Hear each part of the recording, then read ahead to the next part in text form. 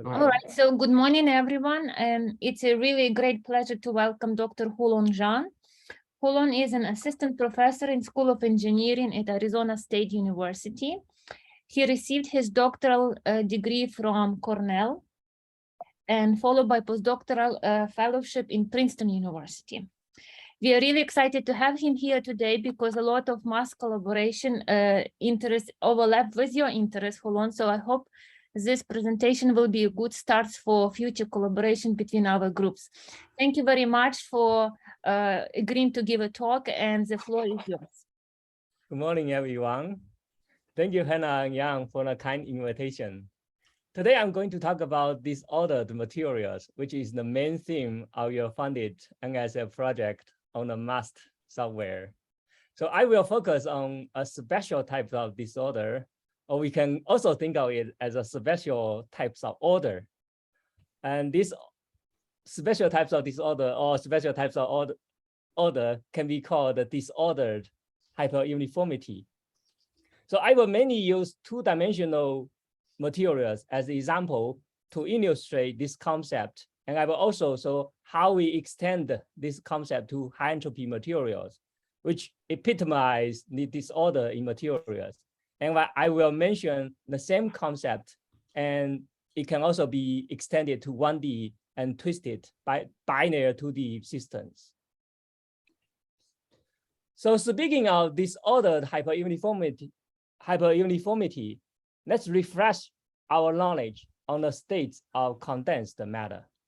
So in the early 1900s, the Braggs, father and son, so they discovered the long-range periodic pattern of crystals by X-rays.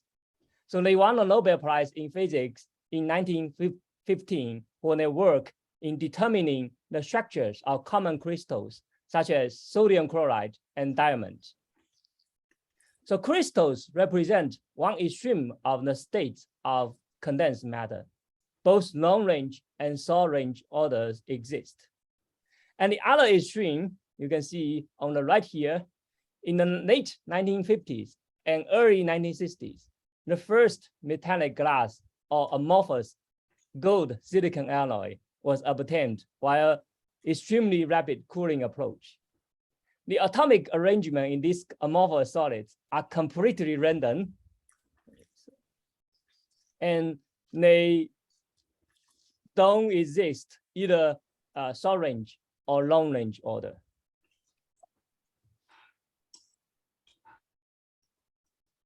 So then the time moved forward to the late 1970s and early 1980s.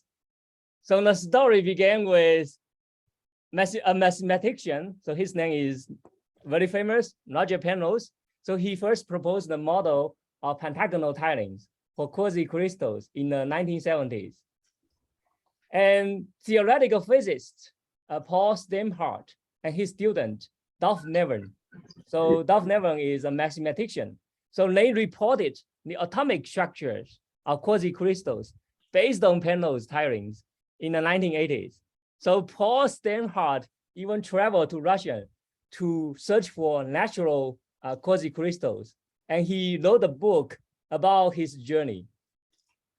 So at the same time, material scientists then Sketchman accidentally synthesized a quasi-crystal that was initially questioned by many researchers and ended up with him winning the Nobel Prize in chemistry in 2011. So as you can see from this picture, quasi-crystal exhibits a short range order, but not long range order. So those two pictures in here, they illustrate a Penrose pattern and its corresponding X-ray pattern.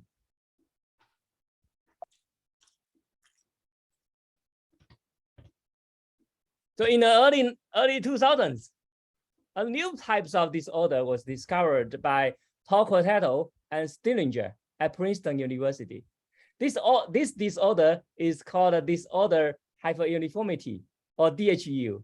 So DHU suppresses large-scale density fluctuations like crystals.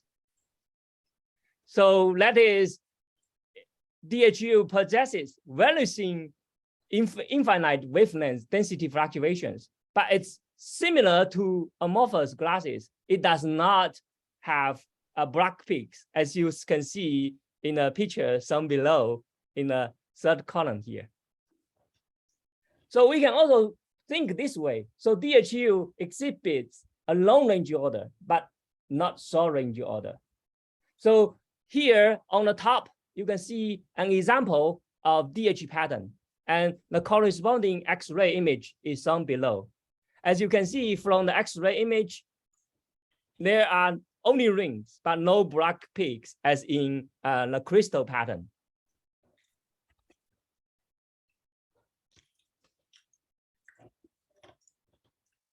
The DHU pattern turned out to be, the song on the top here, turned out to be the one that can be identified from a chicken's eyes, and also from most other birds active in daytime. So we know that there are 5 types of light-sensitive cells, including red, green, blue, violet, and the combination of those, any of those 2, we call it double, in the chicken retina. So these cells are known as cones, and each of the cones has a different size, and it can be used to detect different light levels for chicken and for other birds.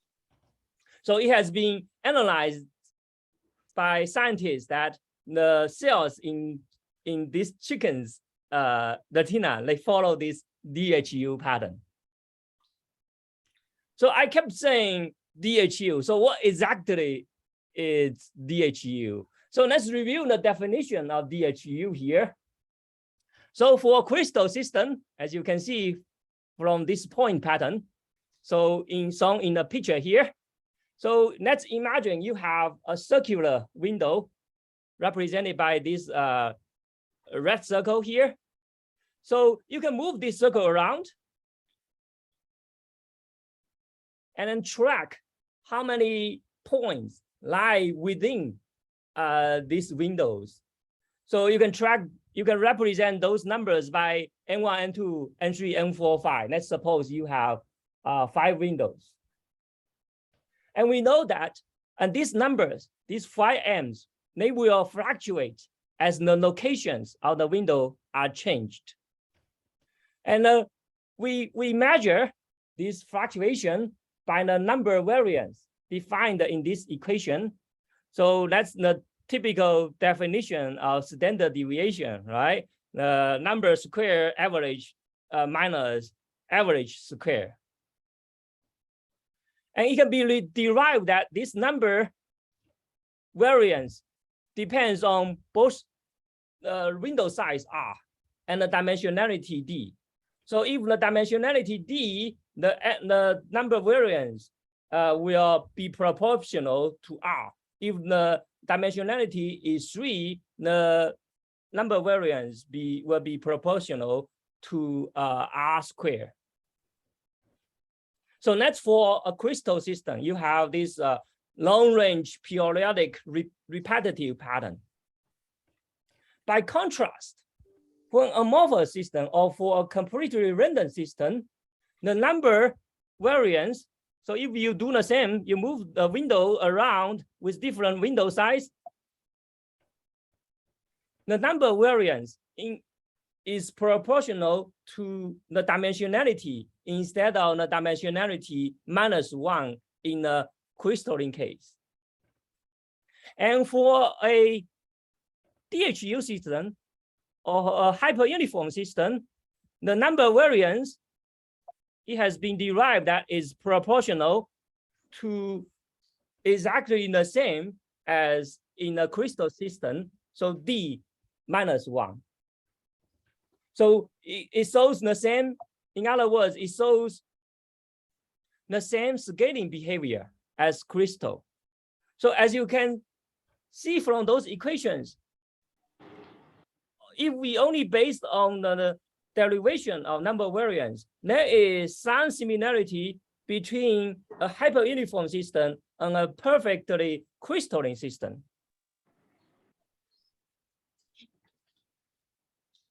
And then we can derive a general formula for the number variance in terms of capital D here, which is the characteristic microscopic length scale on the system, and a psi, which is the dimensionless density, and L, which represents terms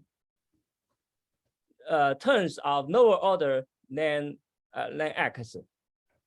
So here is a general formula, no matter it is a random system, no matter it is a crystalline system, no matter it is a disordered hyperuniform system.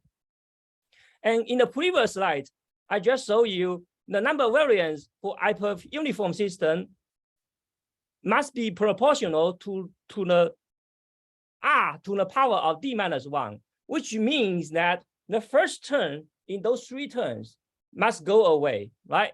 In other words, A here should be equal to 0.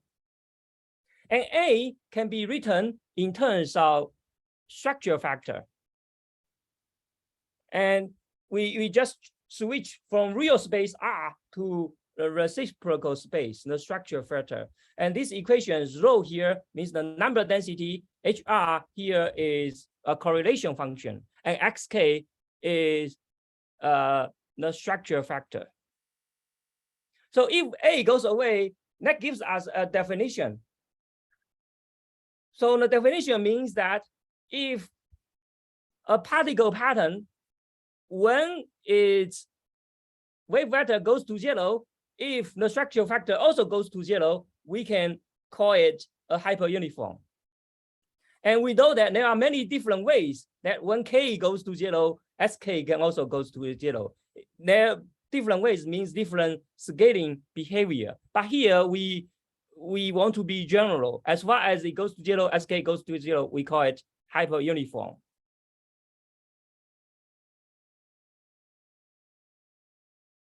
And because of this special behavior, this behavior endows disordered hyperuniform system with many unique advantages over crystalline materials. So one advantage is it's lobotomist against the classical decoherence, such as mechanical responses commonly attributed to conventional disorder. So conventional disorder means purely random system. And the second advantage is disordered hyperuniform system exhibits statistical isotropy in classical particle scattering. And there are many reported novel properties in DHU systems, such as the one I saw here, large isotropic photonic band gaps, and nearly optimal transport and mechanical properties. So far, I have shown you some examples in the context of classical particles, right? The point patterns here, they represent macro scale particles.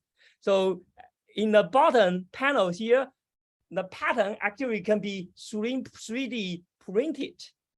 So when we started this project, our vision is, can we extend this DHU concept for classical particle to atoms, to electrons? So I'm going to show you some examples representing our efforts to generalize this DHU concept to atomic scale. And our ultimate goal is to generalize it to electronic scale. And we would like to explore possibly new properties of materials that exhibit such DHU atomic or electronic patterns. So the first example is about 2D silica or silicon dioxide. And the left picture here shows the high resolution TEM image. And this 2D material was accidentally discovered in 2012. And the thickness was only 2 atomic layers. So the discovery was recorded into Guinness Book as the thinnest glass in the world. So here is the picture showing the two discoverers, Ping-Sheng Fang and David Mueller, who were holding the atomic model.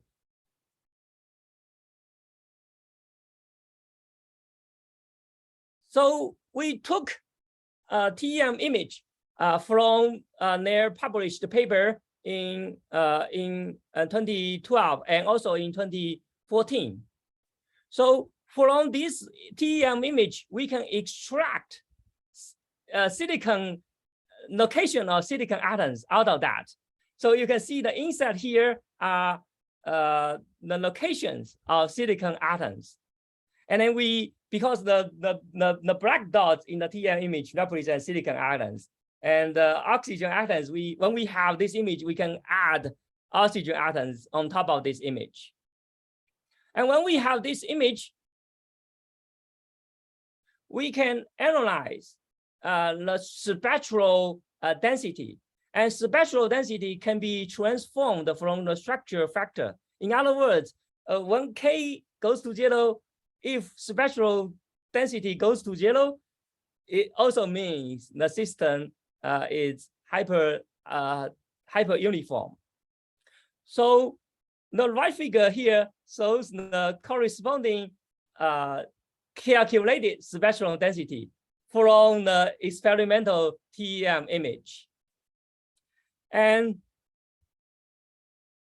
because we wanted to do atomic simulations, so we need to have a model, right? We need to use atomic positions as input to do the DFT simulations. So based on the TEM image, we came up with a model. And this model, as you can see at the bottom left here, looks like that. So the blue atoms, blue balls represent silicon atoms. The red balls represent oxygen atoms.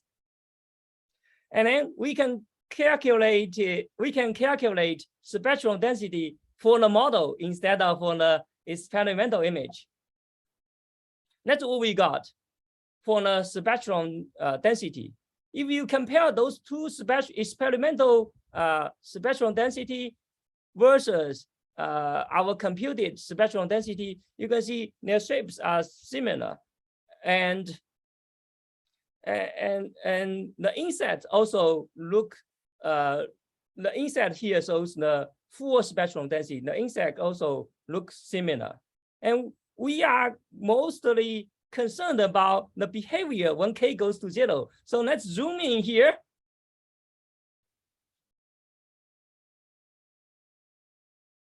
To see what are the two spectral densities look like. So the left panel here is the zoom-in version on the spectral density. The right figure shows in the zoom-in version of spectral density for the model. And the two slopes, they have almost the same values. So in other words here, our model can mimic what was observed in an experiment. So we focus on using that model, and we applied density functional theories to that model. And this density functional theory, we use the linear basis, so we can calculate over several thousands of atoms. Remember here, I only show you the top view. It actually has two layers, and those two layers, they are connected.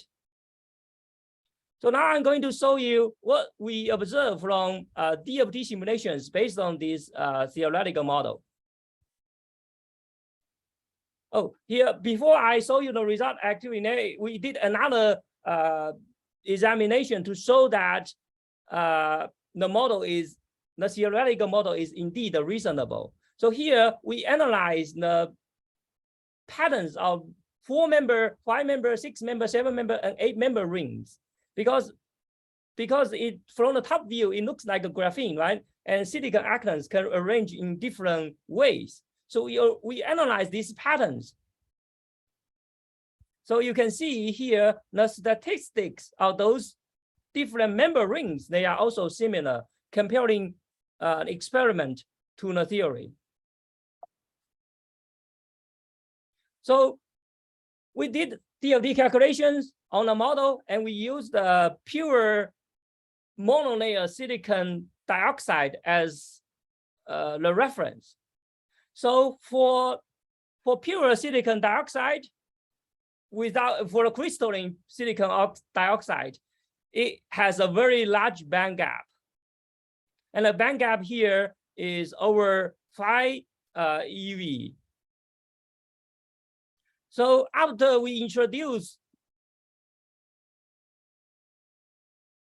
this kind of special disorder, hyperuniformity, into silicon dioxide, you can see that there are some states showing up. So it closed the band gap. There are some states showing up in between. So if you look at the density of states and the Fermi level, so the size is, you can see some sizable DOX and nearby the Fermi level. So that can means, I ask a question? Just a short question. Your hyperuniform system is not periodic. Now, as you said, it has some different short range order or something compared to a completely amorphous glass. But amorphous glasses have been studied a lot in the past. So my question is, if you compared, I'm sure people have done the similar studies of the electronic bands or electronic spectra for completely amorphous system, amorphous silicon dioxide. So how does that compare? Oh, that's a very good question. Actually, that's something I'm going to talk about. So we introduce a spoiler alert here. We introduce a special types of defect called Stone-Weyer's defects. So essentially, it's not just move atoms to create vacancy or other types of disorder, right? We flip bonds, and I'm going to show you the slides later. Did I answer your question? Thank you. Yes, I'm looking forward to that. Okay, yeah. So, yeah. So, yeah, or alternative, you can think for other types of, or you can say for amorphous silica dioxide, if you analyze the structure factor, when K goes to 0, the structure factor does not go to 0. So that's the unique definition of hyperuniformity. Yeah, but we are going to get there regarding the Stone-Weyer's defect. So that's the first interesting phenomena we observed. You can transform a wide bandgap insulator to a metal for a 2D system. And we also did molecular statics calculations to plot the potential energy for each atom. So we use a classical potential for silicon and oxygen. So on the left-hand side here, you can see that because it's crystalline, so it's homogeneous. So you can see the energy distribution. You can see all dark. So you don't see any particular phenomenon showing up in these figures. And figure A here is the electron distribution. So everything is homogeneous. By contrast, on the right panels here, if you have this hyperuniformity in the structure, you can see some localized electron distribution. And this localized electron distribution is because of the high potential energies showing on the figure D here. So white balls here means the energy is very high. So it's much higher than the potential energies in the nearby atoms. Sorry, can you explain just what you mean by potential energy? This is within within DFT? And so this is molecular. This is classical potential calculations. Oh, classical potential. So how is this exactly defined? I'm sorry, I would like to understand what kind of is this are there electrostatic forces or van der Waals forces, or what kind of forces create these potentials? Oh, so using classical potential, there is an explicit formula behind that. So it's a van der but you know what I'm confused about is that because this is strong chemical bonding, I don't know how to think of these chemical bonds in terms of effective classical potentials. So this is kind of confusing to me. Oh, so what do you exactly mean by potential here? Right? Oh, potential here is E of R. So energy can be written in terms of R, right? R is the location of atoms. And you have an explicit formula for E of R if you're using classical potential. That's force field. How do you mimic chemical bonds with that? These are covalent bonds. I mean, I thought that this can be done for like spherical Lagrange particles and things like this, but this is very orientational. So I'm sorry for my ignorance here. No, yeah. So that's those two different points of view. So chemical bonds, you cannot distinguish one atom from another atom, one electron from belonging to one atom or belonging to that atom, right? Right. Yeah, but in a classical Newton mechanics, everything is separable. So, but this classical potential is fitted from when you consider the chemical bonds. Okay.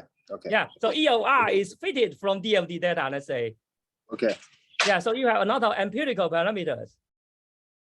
So because of the high energy in those highly disordered region, and it causes electron localization. Yeah, I agree there is a disconnection here, but here we are trying to apply to get the idea of what causes this electron localization. We argue that it is because of this highly energetic region. So electron it's associated with highly disorder, right? Because usually silicon, they don't prefer these 4-member rings. They usually, in general, 6-member ring is preferred. But because on experiment, right, experimental condition, those member rings exist in the samples. But in those samples, it's not energetically stable, but it's matter stable. So in other words, that means topological defects promotes electron to highly energy levels. So at the beginning, it's in the valence bond, in the valence band. Then because high energy pushes close to the Fermi level.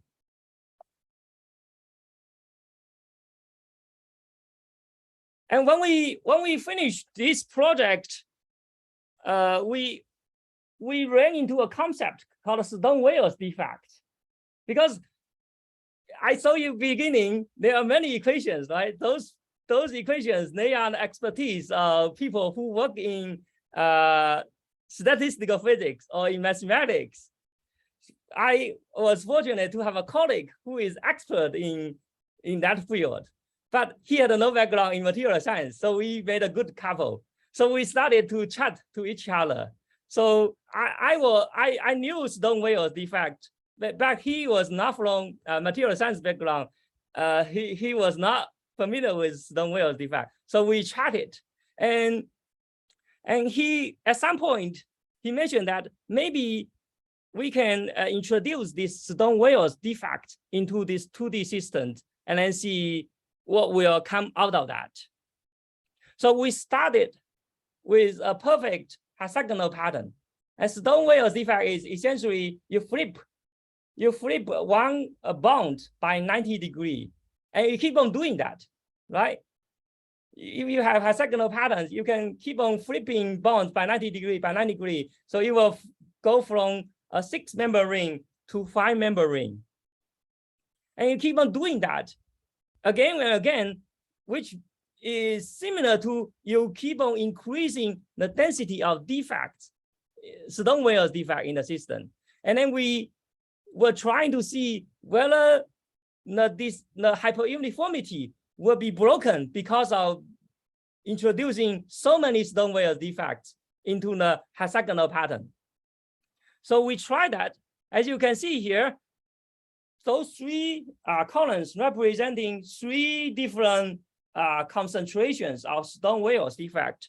On the left here, there is only a very small percentage of Stone-Weyer's defect. You can see some 5-7 member rings.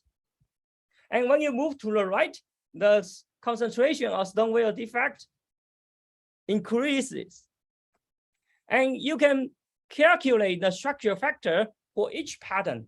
You can still see that when K goes to 0, the structure factor remains 0. So in other words, Stoneware's defects or doing this Stoneware's transformation can preserve hyperuniformity. That gives us idea that how to introduce hyperuniformity to any 2D material. So now I'm going to show you how Stoneware's defect can be introduced into graphene and to create amorphous graphene. So amorphous graphene in 2020, there was a Nature paper. So the Nature paper, they published an article reporting amorphous graphene shown on figure A here. So we did the same analysis. So you can see from this TEM image, you can see these 5, 7 member rings, right? That's a sign of Stoneware's defect. And Stoneware's defect here, let me remind you here, is how you get it from figure C here. So we increasingly introduce Stoneware's defect, and we can define a concentration, and this concentration is denoted as net P. So here in figure D, you can calculate radial distribution function, and radial distribution function, and we know that it's in the different representation of structure factor. You can plot the radial distribution function G to R, and you can see for the experimental sample, it's these black dots, right? And if we use the method of introducing Stoneware's defect, you can see that when the concentration of Stoneware's defect is 6%, the record will go over all the black dots in the experimental sample. And in figure D, in figure E, we change radial distribution function to structure factor. You can see that when K goes to 0, structure factor actually goes to 0, right? So that gives us a sign that amorphous graphene is essentially we call it disorder hyperuniform system. And we did again analyzing different members rings in experimental sample and our simulations. Shown in the figure F here, you can see that the statistical distribution is more or less the same. Sorry to interrupt, but you know, this begs the question. These pictures which you're showing, they look very familiar to the problem of melting of two-dimensional crystals. In particular, for example, vortex lattices, they will normally form hexagonal or triangular patterns. And then you can introduce, again, defects like dislocations. So you can get, instead of 6-membered rings, you can get 7 or 5-membered rings. And this is there's a Costello-Stallus transition. And the problem of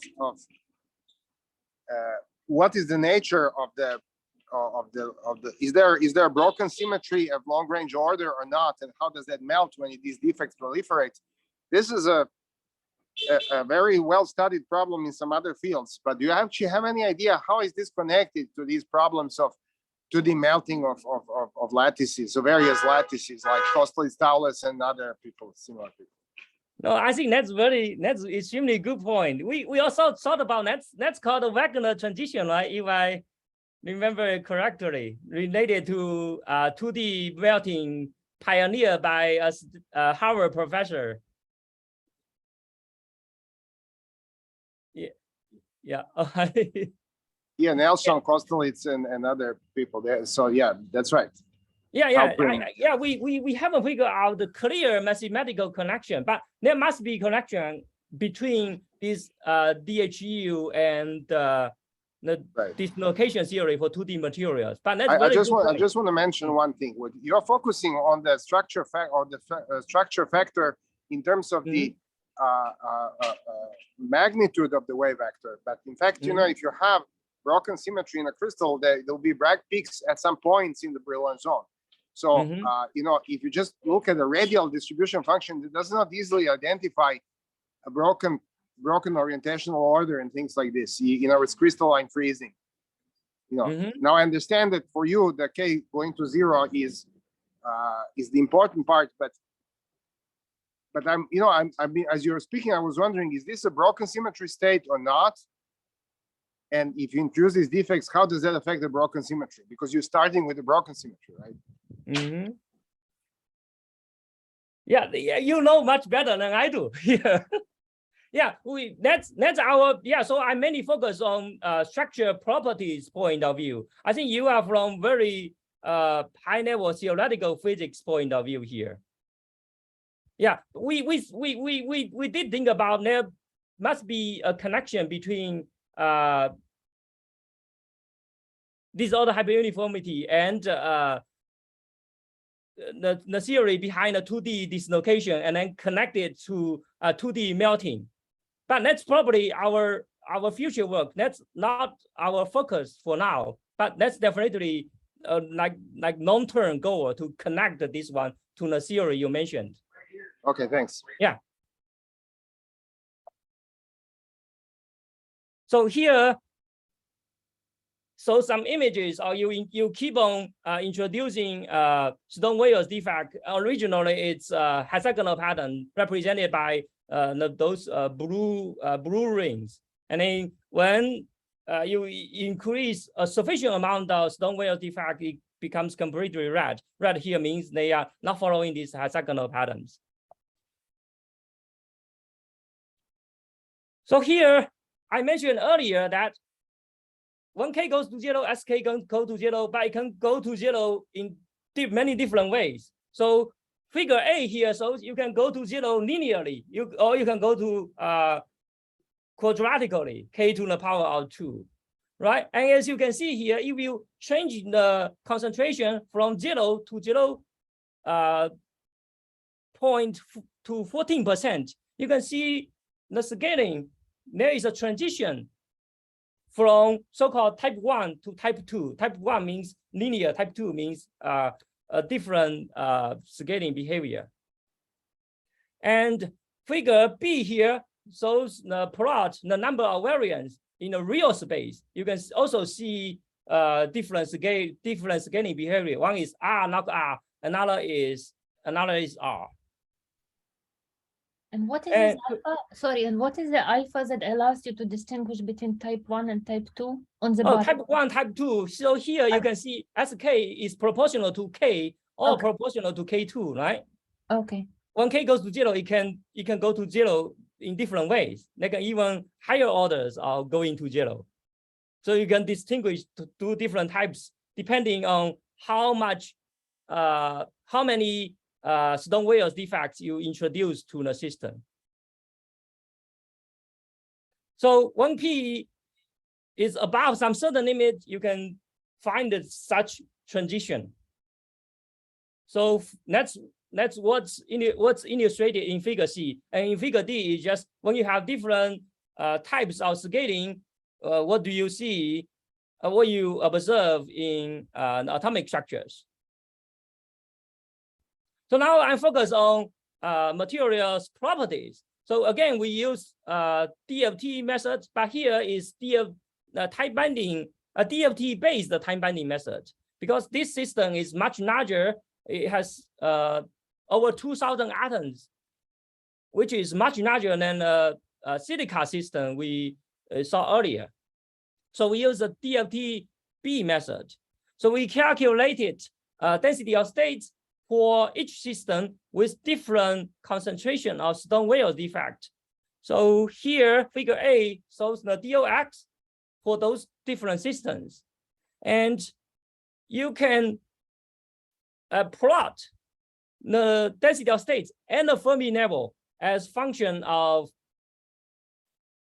Stone-Weyer's defects concentration shown in figure B here. You can see that when P increases, it follows a very large slope, right? Figure B here. And when P goes to a large value, the slopes become smaller. It kind of saturated. So that is consistent with the transition we observed in this slide. There is a transition between type 1 to type 2. And we also plotted the potential energy distribution shown in this heat map here, and also the valence electron distribution at the Fermi level. You can see that at small p. Sorry, the potential energy now is in your tight binding model. These are site energies, right? The potential energies are site energies, right? Yeah, you are right. Okay, yeah. so now I can think of it, about it a little bit more clearly. Yeah. Thank you. Yeah. Potential energy is site energy here, exactly. Okay. Yeah, but previous potential energy is potential energy for the classical force field. Okay. So here at small p, you can see electrons are delocalized, right? But when p goes to very large value, you can see the islands of electron distribution. So electrons are localized. So that's the main finding in terms of electronic structure. And we also did other characterizations. So we try to figure out the model so to calculate how this energy compare to perfect graphene with only hexagonal patterns. So here, figure A plots the delta, because when you introduce defects, the energy naturally will be higher than perfect graphene, right? So here we plot this delta E using two methods. One is so-called BFCM, representing the bonds formation counting model. So we can count how many defects, how many bonds they are differ from hexagonal pattern in the model. So based on this model, we can calculate delta E manually. So you can see that see from this vector, it's a linear model, right? But you can also calculate this delta E purely from DFT-based time binding method. You can see that this model is more accurate because the bond counting model, you only consider isolated Stone-Weyer's defect. You don't consider the interactions between Stone-Weyer's defects. And in DFT calculation, you automatically consider these interactions. So the energy delta E is more accurate. You can see that when P is very small, those two curves, they are close to each other. But when P goes higher, they deviate. And especially here, when P goes to very large value, you can see a different slope for this delta E curve calculated from DFT method, right? So that's again another sign of type transition from one type to another type. And we were also thinking, what is the other properties? How the other properties are affected by introducing these defects? One property we were interested in is the fracture mechanics, because you introduce defects, the strength of graphene will be diminished a lot. So we calculate stress strain curve using classical potential, empirical potential. So you can see that for perfect graphene, you can see at a very high strain, at a very high stress, it will break. And the fracture stress is over 100 gigapascal. But if you introduce tiny amount of Stone-Weyer's defect, the fracture strength decreases a lot, as you can see from the other curve shown in the right figure here. And we plot this so-called ideal stress for each system that has different concentrations of defects. So you can see the fracture strength plotted in figure B here, it decreases and then saturated, right? And as you can see here, it saturates at about 1p equal to 1p is equal to about 12%. That again is another sign of type transition from one type to another type. And we were also interested how introducing this defect to the system affect the reactivity of graphene. So intuitively, when you introduce defect to graphene, it will increase the reactivity, right? And graphene, if there is a vacancy, if there is a defect, it will easily interact with hydrogen or oxygen. And we tried that, and we found that when these different defected graphene or hyperuniform graphene interact with hydrogen atom, it shows a wide range of so-called hydrogen binding energy or HBE shown here. So as you can see, the reference here is 666, which represents the perfect 6-member rings in perfect graphene. So you can see hydrogen binding energy is about 1.2 eV. And we put hydrogen in different locations. And you can see from this histogram, you can find that not all the energies are above this reference hydrogen binding energy. And you can see on the top, in the left two bars here, there are some configuration in this other hyperuniform graphene that can have lower hydrogen binding energy in comparison to hydrogen binding energy in perfect graphene. So we thought that because of the very large electron distribution that reduces the reactivity of perfect graphene when you have some special combinations of, for example, 556 member rings, when they are together, it interact with hydrogen less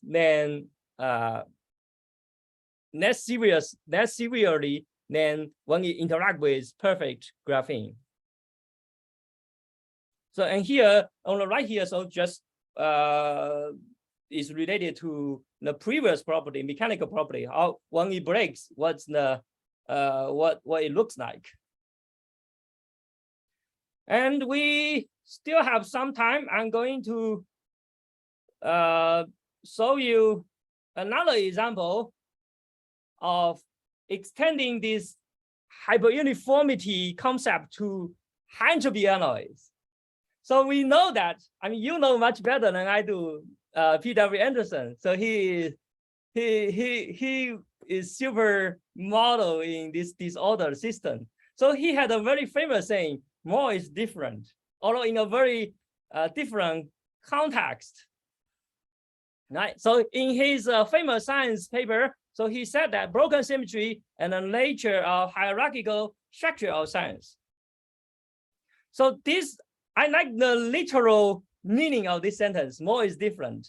So in the context of my research field, that means that if we mix a lot of different types of elements together, you will probably get something interesting coming out of that. And if you have equal concentration or nearly equal concentration of those different elements, we call it high entropy alloys, right? Because you have very large configurational entropy at the high temperature, it will reduce the Gibbs free energy. It will stabilize the structure. That is widely proposed as a possible strategy to stabilize some compounds. And because there are so many possible combinations, certain combination can show some unique properties. So in metallurgy, we know that many alloys cannot be ductile and strong at the same time. Some metals either ductile but not strong. Some metals are either strong but not ductile. And it has been shown in experiment that some high entropy alloys, like a nickel, cobalt, chromium, you can break this trade-off to achieve the great balance between the strength and ductility. So I have an image here taken from M&M store in Las Vegas. So you have in this candy store, you have many candies. When you mix them, people are very happy about that. So how do we apply hyperuniformity concept to high entropy alloys? We know that if you mix different elements together, it can form many possibilities, right? It can form either solid solution or intermetallic compound, which means perfect order structure. Solid solution is perfect disorder structure. And many times you will find the solid range order in high entropy alloys, right? And there are many models have been proposed to simulate high entropy alloys. The most common one probably is special quasi-random structure or SQS structure, shown in the middle panel here. So in our recent work, we try to construct a new model by including this hyperuniformity in the system, and we call it multi-hyperuniform or MH here. Multi-uniform here means for different elements, you have one hyperuniformity, and you can combine different elements together to construct a structure. So we use the simplest model system, which composes 3 elements: silicon, germanium, and tin. So this is a widely studied system in conventional semiconductors. Recently, we are interested in when you combine the equal amount of silicon, germanium, and tin alloy, what is the bandgap? What is the electronic structure? So we construct this multi-hyperuniform model. We compare it to SQS model, and then we compare it to random model. Surprisingly, we compare the energies of those 3 different systems, and we use the multi-hyperuniform system's energy as the reference energy. And as you can see from figure A here, you use different method, DFT method. You can use classical potentials. SW stands for Stone-Wales potential. And you can consider different model size. You can always see that different model size, they have higher energies than the multi-hyperuniform model. So we suggest that in the future theoretical calculations, it's better to use this method to construct models to simulate high entropy alloys. So here, you can also notice that if you use a random structure, if you don't consider any correlation in the model, the energies between random system and the SQS system, they are very close. So you just create a random number, you simulate those 3 element system. The energies are very close to SQS structure, and the efficiency to generate random is much higher than SQS. So we focus on the multi-uniform system. So as you can see here, different systems will give you different band gaps. They differ in band gap, but the band gap type is the same. They always direct band gap sizes, right? So here, the direct band gap happens at a gamma point. So here you can see that when they have the same amount of those 3 elements, the band gap can be is in the region of the IR range. So that's something we are interested in terms of this. We call it high entropy semiconductors. And we were trying to identify what is the new properties when you introduce this hyper uniformity in the system. So one property is we were interested in thermal conductivity. So we use molecular dynamics to calculate thermal conductivity at two different extreme temperatures. One is a very low temperature, one is a very one above room temperature.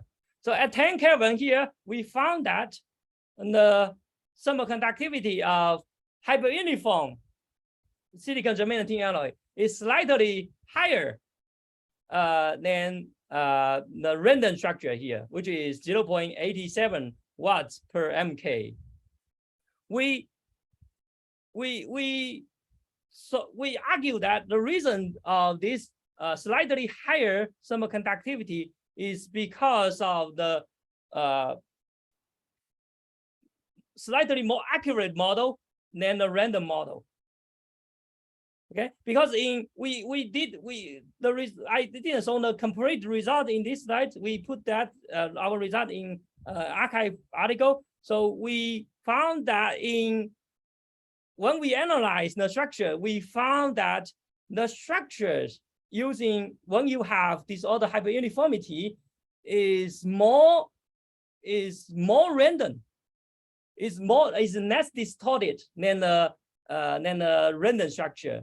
Because it's less distorted, so we argue that there will be less photon scattering when the temperature is very low. But when you increase the temperature, the thermal conductivity for those two systems, they actually becomes very close.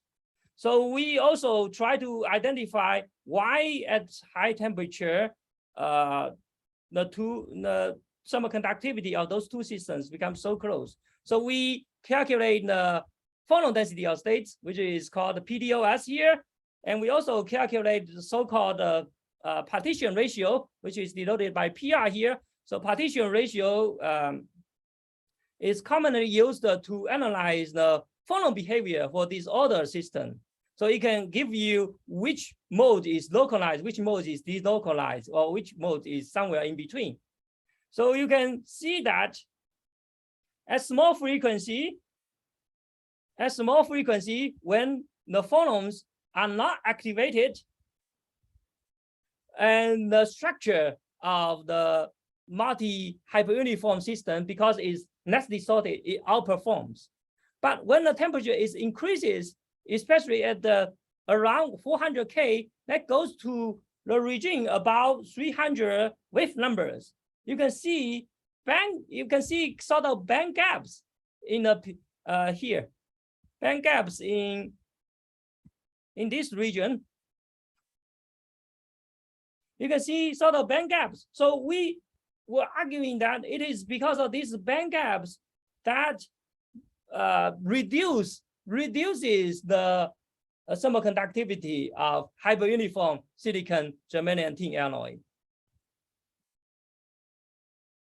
And we are extending this model to study other high entropy alloy systems, not just the model system we study here. So we are running out of time.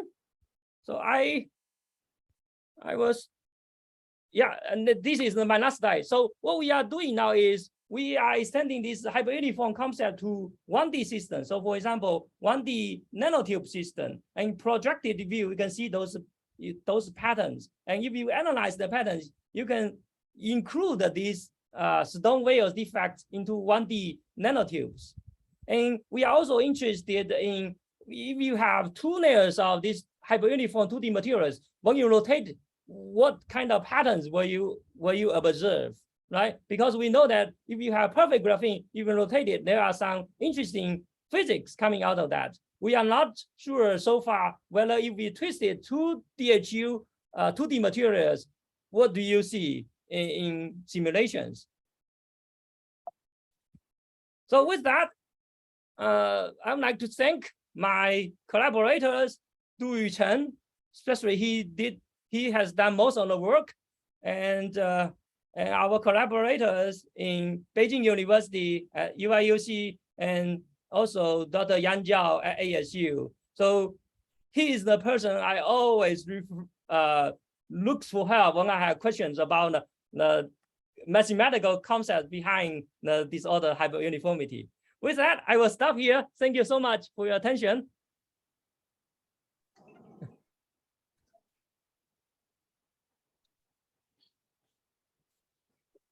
So any questions?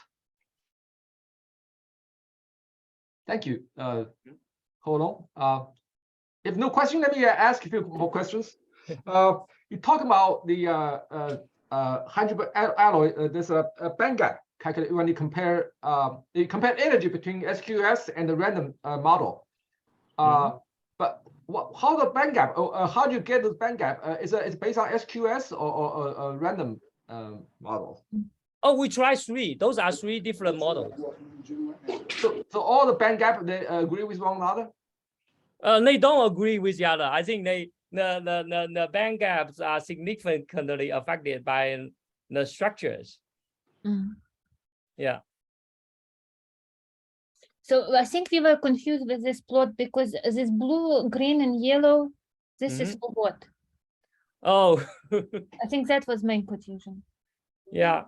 Oh, I forgot about that. Sorry about that. Yeah. No worries. So these are different methods you used or what? If I remember correctly, those three structures are from for three different models. One is random SQS and disorder hyperuniform, and the red one is disorder hyperuniform. I need to go back to yeah. Thank you. Yeah, I have another question about when you look at kind of X-ray pattern. This hyperuniform it's structure. It seems like just like a polycrystal. You mean something like that? Yeah, this ring structure like a polycrystal. When you look at the X-ray pattern, you may think, oh, this is polycrystal. Of course, you have to look at the structure factor. Then you determine that a structure factor has when k approaches to 0, structure factor approaches to 0. I guess that's kind of characterization of hyperuniformity. But when you look at the X-ray pattern, it seems like it just looks like to me, because I'm not expert, so maybe just like a polycrystal. Yeah, so I'm not expert in this either, but my speculation is because we use some finite size of point patterns to do the simulations. Yeah, I think that's a very good point. I need to bring up to my collaborator. So they did this mathematical analysis, taking point patterns out of TEM image. So I wanted to ask, you gave one or two examples of systems, real systems which have this type of order, and but a feeling I got is that this is kind of like some kind of random lattice, but it's not exactly the same complete randomness. It has some sort of constraints that you described, that it has some sort of order, and it kind of reminds me, when people studied freezing of self-generated freezing of liquids into glasses, there's been a lot of arguments saying that, well, maybe there is some sort of orientational order that actually exists in this liquid as it's freezing, that it's not completely random, that these frozen liquids, they try to arrange themselves in some patterns, but these are not so simple as crystal. So it seems kind of something very similar to freezing in glasses. But are there other systems that, can you tell us, what's your guess? What experimentally do we have to do to get this kind of system? Because you can also get quasi-crystals, for example, by rapid quenching, as opposed to just getting an amorphous glass. So obviously there's more than one option. Yeah. So do you have some, general view? What do we have to do here?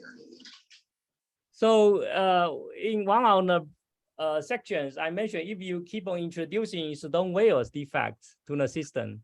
Well, this is theory, but I'm asking about experiment. You cannot, in the experiment, you cannot flip atoms by hand, one by one. You have to do something like rapidly cool it, or I don't know what. But are there other examples?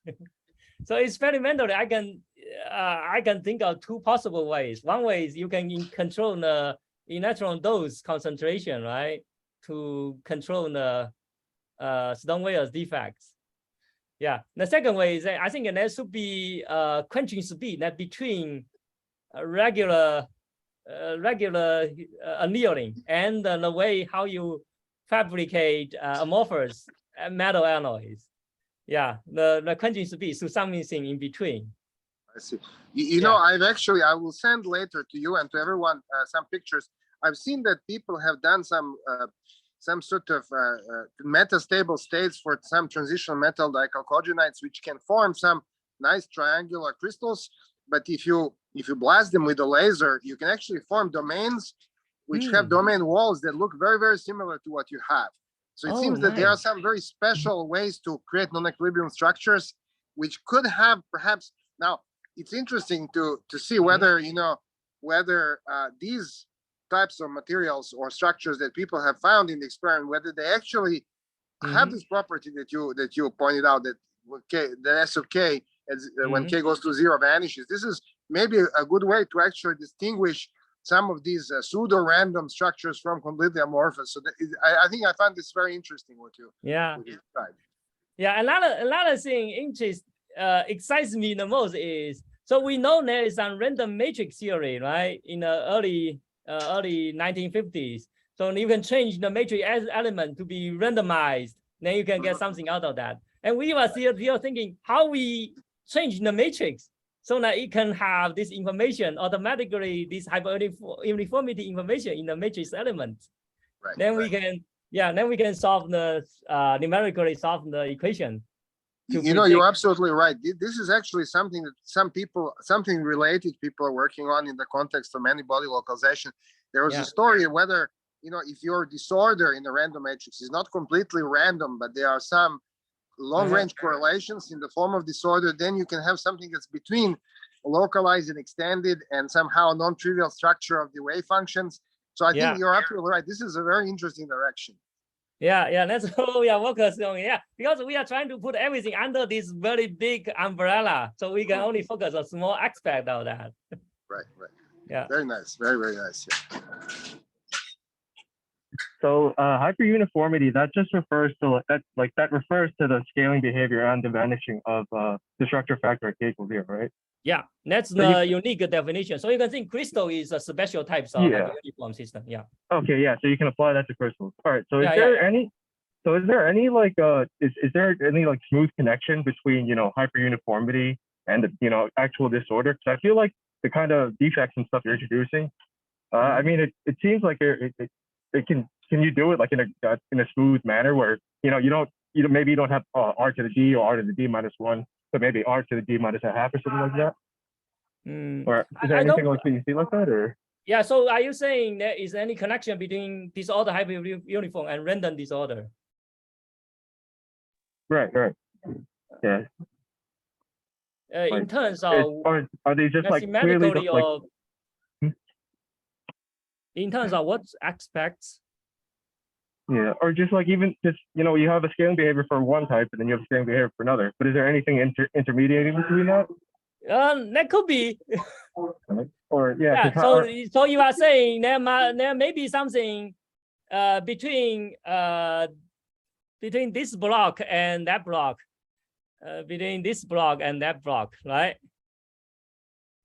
Yeah, without making domains of each. Is there like a way to smoothly connect between them, or is that because like the scaling behavior, or is that scaling behavior, is that you can prove that rigorously, or is that just something that's been observed from like statistics? Oh, so you are saying, can we control the scaling? Yeah, can you like smoothly vary between one type or the other, or are these like clear-cut boxes where it either falls into one or the other? I think in the extreme case, you can, for example, you can change the scaling factor to some extremely big or extremely small, right? So you can switch from one regime to another regime. I'm not sure whether I have answered your question or not. What about quasi-crystals? What do they observe? Do they obey this property or not? Quasi-crystal is also hyperuniform. Yeah, it's just different scaling factor. Oh, okay. Yeah. So in the original paper developed by the original 2003 paper, they have these different patterns They have different scaling factors. Yeah, so quasi-crystal is one of them. Yeah. And also, yeah, also pentagons.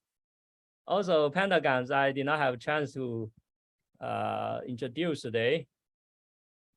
So let me briefly show you here. So there are pentagons patterns that can form 2D materials, like a platinum phosphide, PT-P2. So the prototype 3D structure is the pyrite structure. But if you take one layer out, it will become completely flat, which looks like that. Looks like the one shown here. And this is also hyperuniform. So you can also introduce Stone-Weyer's defect. But here for this pentagonal system, you have two possible Stone-Weyer defects because you can rotate PP bound. You can also notate PT-P bound. So yeah, we also did the paper on that, how you can introduce hyperuniformity to this periodic pentagonal structure. It's not quasi-crystal, it's still crystal. Yeah. Okay, any other questions? We're getting late. Some people have to go to meeting. Yes. Thank you. Okay, Thank you so much. Ho-Long, and that's a great talk, and will be posted on YouTube, and you can always come back and check it out. Thank you so much. Thank you. Thank you.